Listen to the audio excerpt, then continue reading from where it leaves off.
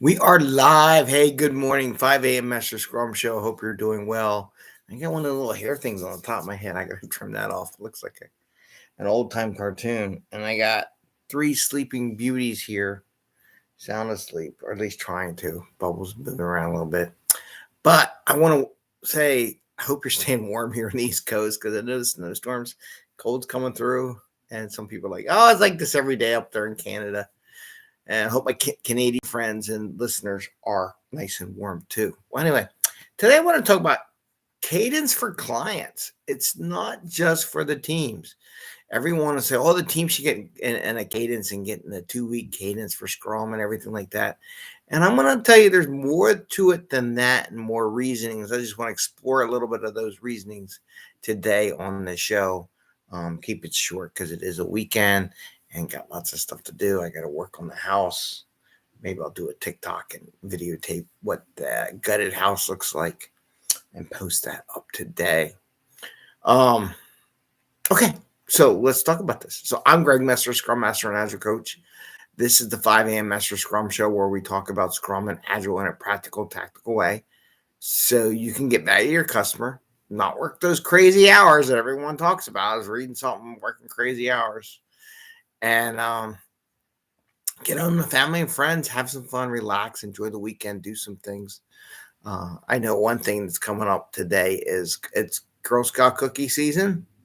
And if you remember any pictures from the last year or two, the only benefit that we're debating that is that they won't be in the office. They're going to be in the rental house. And I think I got 180 cases, not boxes,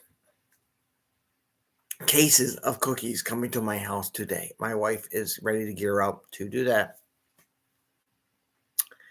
So it's going to be a mess at my house with Girl Scout cookies. So I wish all the Girl Scouts out there who are selling their cookies the best of luck, and may they raise money for their troops so they can do trips and do fun things. I mean, that's what they use it for. They do it for camps and outings and overnight things and crafts and stuff like that. So that's what my wife does with her group. So wish them the best. Anyway, cadence. And there is a normal cadence every year. This year, around this time, every year, it's Girl Scout cookie season. So there's a cadence. So that story kind of relates to cadence, kind of maybe. Anyway, so cadence for clients. So many managers, so many organizations. Oh, we got to get these teams at a 2-week clip. We got to get it at a cadence. We got to do this. And they push everything down to the team, right? They say the team needs to do this so they can deliver, so we can track it, so we get this thing. And they don't know why. They just do it, right? So I want to explore one of the whys as from a client perspective. Some of the things I talk about and I share with my student people I talk to and I train and coach and mentor and teach. Part of your idea of picking how long your time box should be for your cadence, for your sprints. And there's going to be two facets. I'm going to talk about sprint a little bit, and I'm going to talk about meeting cadence. So there's going to be two facets here. In the sprint one, when you do pick a time, it's not just the technology, not just the time it takes to push code to process, not anything, even if it's not code IT related, the time it takes you to process the work. It's also the ability of your client to be patient. Okay. If they can't be patient for more than 2 weeks or a week, you may want to think about cutting your cadence, your time box down to smaller pieces. And it's important because otherwise they're going to keep coming and giving you stuff. Now, part of that's because they probably have a feeling like you never released any or gave them any product in the future. And if they didn't come pester you with new things all the time because you're so disorganized, then they need to do that. So there may be a little bit of that carryover from prior to if you didn't have Scrum and have a nice rhythm and a nice cadence and backlogs and timings and all that kind of stuff so that people know your rhythm and get used to it. That's part of the problem. But now let's talk about, so that's the time box cadence. Part of it is how long can they manage it? So you figure that and you establish that. Meeting cadence, event cadence that you have in your teams. How many times you get it where the client has a conflict and they can't make a meeting? I see it all the time. And you can't tell me they're all doing it, because I'm sorry, I see it all the time. Maybe it's the companies I coach and try to help get into an agile mindset. Maybe your company. Okay, we'll say it's just beautiful and perfect. You tell me what it is. And if it is, we are doing an interview program going to be on Thursday nights. So if your company is that perfect and they don't have conflicts with their meetings, and people don't forget about your major events that you want to have, like a lot of big companies that have a PI planning or just large planning events where everyone's there, or demos or reviews and all that kind of stuff. So if you don't, please message me. Let's get you on the show, because I want you to share with everyone how you got there. Okay. So part of the thing is, if you don't have a regular cadence, your clients, your managers, people outside your team don't know when to say hello, when they should jump into your cycle.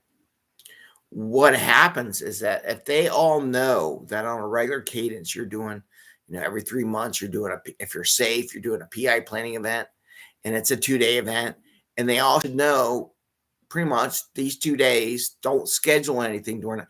I would actually not schedule any trips during that entire week when PI planning is going, only because there's going to be a lot of work going in advance of that PI. So whatever that week is, I would encourage all managers, all leaders, do not schedule any other meetings, events, trips, whatever during that week, because you're spending a lot of freaking money.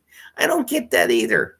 Anyway, but if they know when it is, every 3 months, and if you have one, and 3 months from now, it's going to be the next one, as long as it's on a holiday or something, and you just have that, you get that cadence.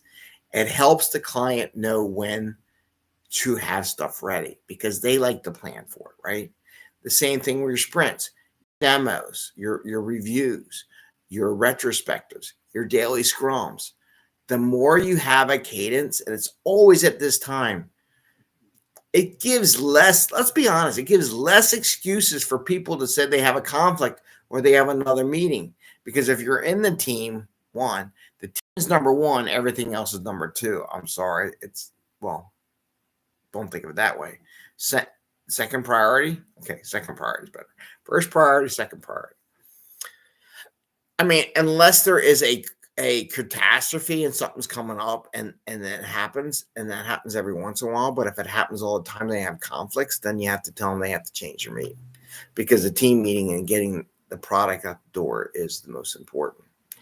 And also your clients will figure it out. Hey, and this is what I did at one of my organizations. I do it with every organization I work with, to be honest with you. In the East Coast, a lot of teams have meetings from between 8 and 10 o'clock. Okay, they have their daily scrums.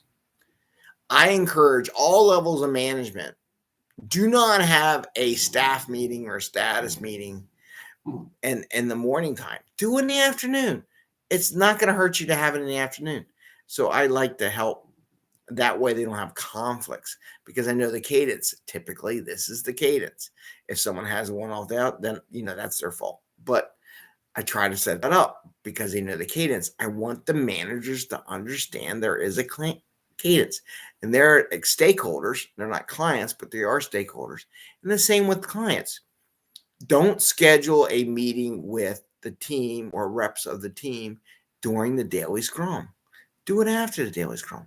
If they always know it's 9 o'clock, hey, I know where they all are at 9 o'clock. Actually, you should be there at 9 o'clock and watch what's going on.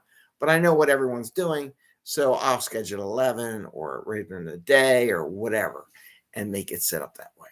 And the same thing with reviews. Just the cadence helps everyone know that on this day at this time we regularly do this, and it makes it easier. People don't have to go to their calendar to figure what the hell they're supposed to go to, or something's in their back of the head because they do it all the time.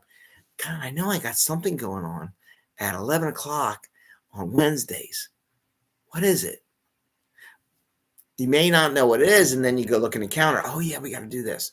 So that helps. Or someone calls you. Here's a kicker, because I get that a lot. Oh, let's meet, Greg. Let's go do something. I'm like, hold on. What time do you want to meet? I can't do. That's normally on my team's regular blah, blah, blah, right? So anytime other than that, I'm good. But I know that is when I want to meet with my team. That is when I do this thing, or when I do my coaching sessions. I use Cadence on my coaching sessions. I know certain people on Mondays, certain people on wherever they are, and what times they are. For the people I coach, my clients' facilities and at home, which I got to reactivate those coaching sessions, by the way, for people who are listening, are my coaches. So I know that, so I try not to get conflicts there. Or if I do, I go, wait a second, let me contact so and so, see if I can move the time, and I'll get back to you whether or not that time works. But I know exactly who I got to call, and my time is rapid. I'm not wasting my time trying to figure out who's where, when, way, because I have some regular Cadence meetings. So that's what I want to share with you on the Cadence. It's not just about the team. It's about the stakeholders, the clients, the managers, the whole darn company that evolves around the team. Okay. And that's why we do Cadence. One of the many reasons for the Cadence. But I just wanted to share that with you. So when they say, oh, it's just the team, no, it's more than the team. And I will say, I'm going to say one last thing because we're getting 11-minute mark here. Shame on you if you don't use your Cadence to help educate your clients and get them into a Cadence also. And ain't this your job? It's your job. So when you're on a team and you're breaking your Cadence from your team norms, which you should have team norms, that's your fault. That ain't their fault. That's your fault. I could tell a story on that one. I have to link it, but it was a great lecture from a lady who was an HR manager out in Saudi Arabia, and really get a good talk about managing your time and controlling your time. She's very impressive. Anyway, with that, I want to say happy scrumming. Try to get in Cadence. I'll be honest with you, I get frustrated when people break my Cadence at home. I got to turn that down, but have a great day and enjoy. Stay warm, stay healthy. Hope everyone pray for you all, and wish you the best, and happy scrumming. Take care. See you tomorrow. Bye. See you.